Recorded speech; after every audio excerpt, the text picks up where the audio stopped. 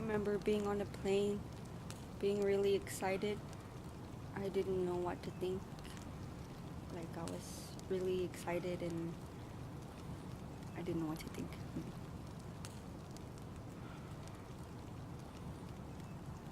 Where I was living, Happy Valley Goose Bay had about 3,000 people, and that was considered the big city. Where I was, people would say, "Oh, you're from the city." It was like 3,000 people. Um, so I was ready to go.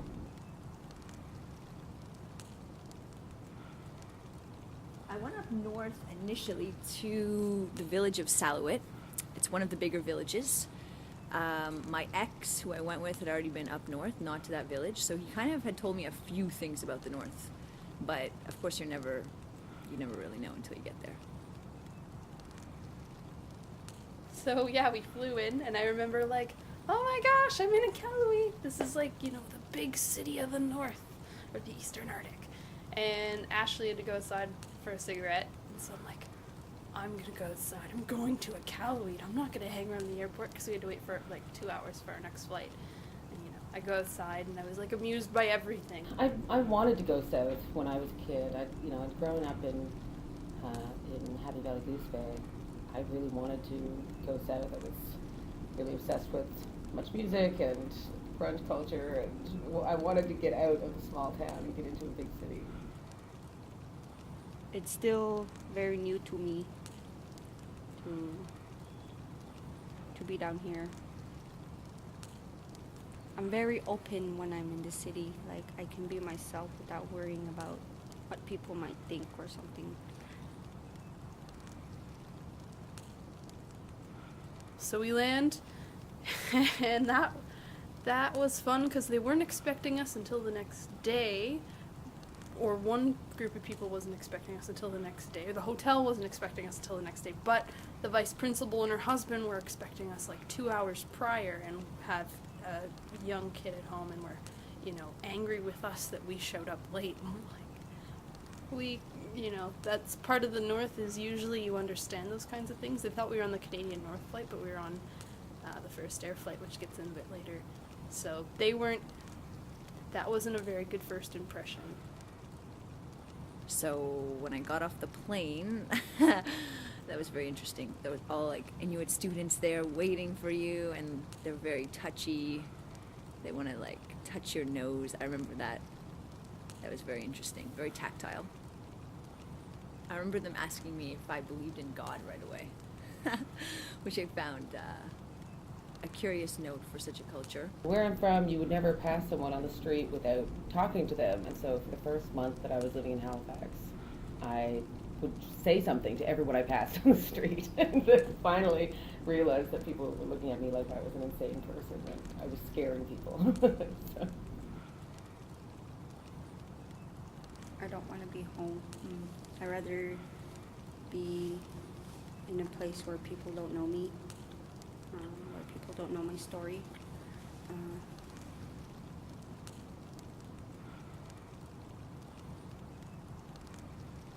I find that with a lot of Inuits, it's like you either can't wait to get out of the city or you never want to go to a city ever again in your entire life. You either love it or you hate it because it is so different from living up north. When I was starting in university, I applied too late to get to apply for funding. Inuit don't have university paid for automatically, but the Labrador Inuit Association has like a pocket of money to help some students go to school. And I applied too late, and the woman said, "We'll put you on a wait list," and I was kind of bummed about it. And she said, "Don't worry about it because after the first week of classes, we always get at least 20% of the students that we've supported dropping out of school because they're coming from towns of like 200 and 300 people total, and they go to Memorial University in St. John's, which is the closest university, and the campus alone has 10,000 people, and a lot of people just find it completely overwhelming to be around so many people all the time that you don't know when you're coming from a place where you know every single person. So I actually did manage to get funding that year.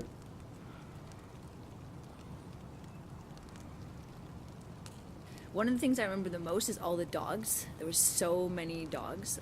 None of them had homes. And I remember how much I loved dogs and how traumatized the dogs were up there. That like when you walked up to them, They, a couple of them like peed their pants actually. It's like, wow. I'd go for a lot of walks and spend time with those dogs, and eventually they get more habituated to you and they realize, oh, this nice person likes me and will not beat me. Yeah, I was excited to try all kinds of new things. I never saw an avocado in real life until I was 18. I never tried asparagus. Like, there's a lot of things that just, where I'm from, you can basically only get vegetables in a can and root vegetables. So it was a big year of like discovering new things and trying to pretend like I already knew what they were, even though I had no idea, like how do you cut an avocado? Never seen it before.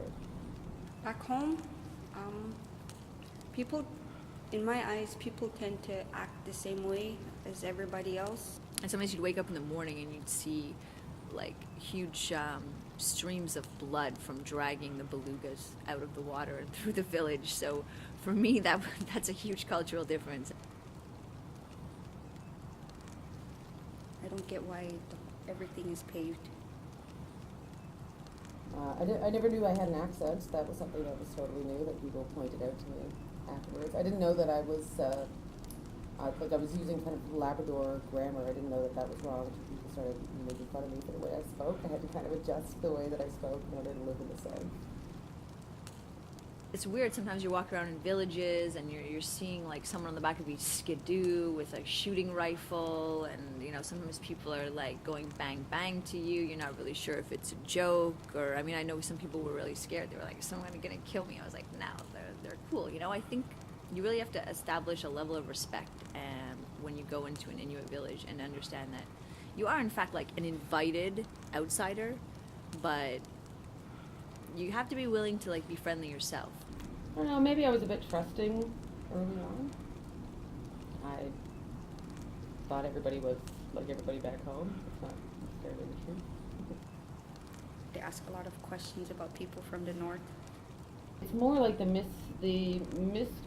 misconceptions weren't on our side because we had television. Like, we could see what the South was like. We wanted to go there. What our childhood was totally different. Our upbringing was completely different, but it was more like the misconception was on the other side. Like, I remember when my brother Mark was in the 7th or 8th grade, his whole class got pen pals in Toronto, and he would write his pen pals things like, we just got a talking box in our living room. It shows moving pictures, and would write things like this, and his pen pal would write back and be like, yo man, that's a TV, like, and would tell him things, He would write ridiculous things about like building igloos in the wintertime, and to other Canadians, and the guy would write back and just thought it was the coolest thing that he had this Inuit pen pal, and it was just kind of ridiculous to us that you can live in the same country as someone and have them be completely ignorant of what your life is like on a daily basis. First thing people ask me is, they ask if I'm Philippines, and I tell them no. So they ask where I'm from. I tell them I'm from the north. I tell them it's still in Quebec, just more up. And they ask me, what do you guys wear? Do you guys wear teepee? Do you guys live in teepees? And do you guys still have your traditional gloves? And how's it like living there? Is it cold? The kids would always come over to my place. I was a teacher there when I went up north. And they're very curious. So if you're nice to them, which I was, they want to hang out with you. They always knock on your doors wanting to come in. Up in the village that I was in, like, their parents would keep them outside all the time until midnight. So they would be outside with like little icicles coming down their nostrils. They're like outside your window wanting to come inside. So sometimes I let them come inside. And I'd just give them like some books or whatever. I'd give them some art materials to let them play around a bit. But then you can't do that all the time. So sometimes you feel bad. So it was my second time technically working in a First Nations Inuit type place like this, where you have this bigger idea. There's a bulk of teachers that come from, quote, quote, the South. And you see a lot of the Inuit staff as sort of the supporting staff, which my question, but the principal herself was Inuit, but we never even ever really talked to her, and I don't really know why the vice principal, and the other teacher sort of take over handling people coming in and out of the school when you would think that's the principal's role.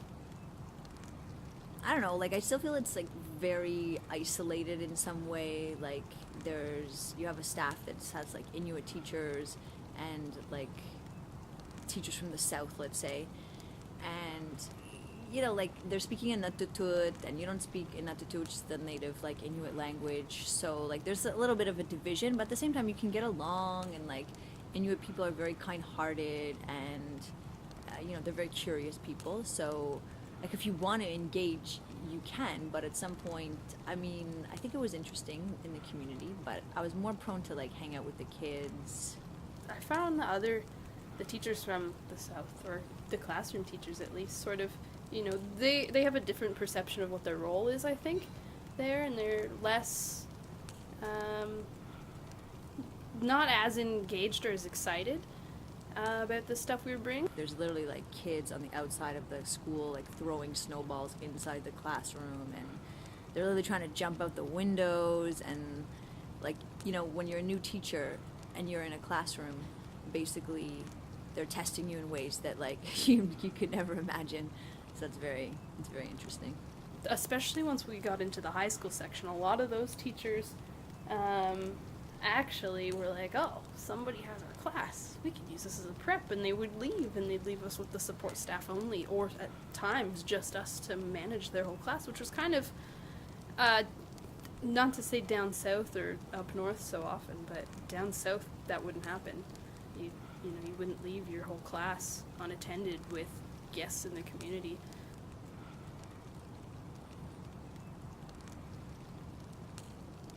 I think that being a Inuk who's got several advanced degrees is surprising to people. And I'll tell you a story. One time I was invited to be one of several keynote speakers at a public event at the university that I did my graduate work at. And I had prepared speaking notes that was just going to talk about, like, why it's important to have Aboriginal faculty at universities and what, talking about pedagogy. And I sounded like an asshole because earlier that day someone had said, oh, are you nervous about speaking today? And I said, no, I'm totally confident. I love public speaking. And then just as I was getting on the stage, the person who introduced me, who had never met me before, said, and now we're going to hear from Inuit student Heather Gloliordi and her fascinating story of how she got here today.